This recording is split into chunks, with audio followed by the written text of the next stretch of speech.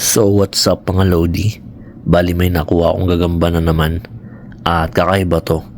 Papakita ko sa inyo kasi sa trabaho ko to nakuha sa likod bahay lang eh. Papakita ko sa inyo. Bali rare to kasi Southern House Spider mga Lodi. So wala to sa Pinas. So since nandito tayo sa California, may mga gagamba tayo nakikita at ito papakita ko sa inyo yung footage nung nakita ko.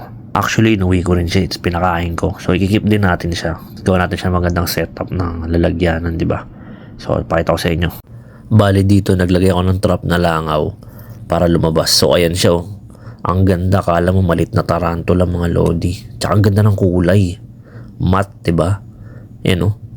So, kinuha natin to.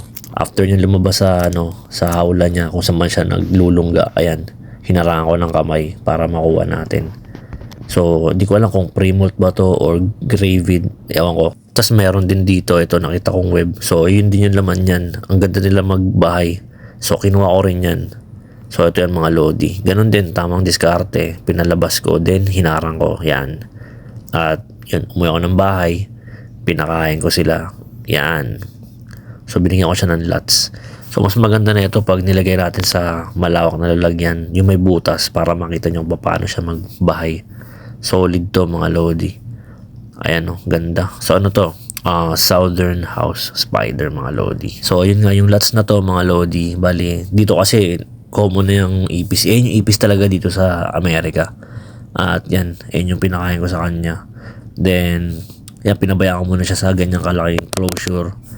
Tahanap tayo ng mas malaki niyan. Tapos set-upan natin ng maganda. Kita nyo para siyang tarantula. Pero maliit na size lang. Basta maganda to mga Lodi. I-search nyo to. Yung ganitong klase ng gagamba. Ito naman yung isa pa. Yan yung parang pre-molt. Laki ng tiyan niya. Hindi ko sure kung pre-molt ba o gravid siya, di ba? Pero titingnan natin. Mag-i-upload ko naman to ulit eh. Ang ganda niya oh. Tsaka kakaiba siya oh. Para siyang king baboon na maliit na may halong ewan ko basta ang solid lang tingnan. Kakaiba. Sa mga nagkikip ng gagamba mas ma-appreciate nila to eh. Lalo sa mga nagkikip ng mga malilit na gagamba lang or yung mga nagtatarantula din. Basta kakaiba siyang species mga Lodi. So yun lang, pinakita ko lang sa inyo. Peace out.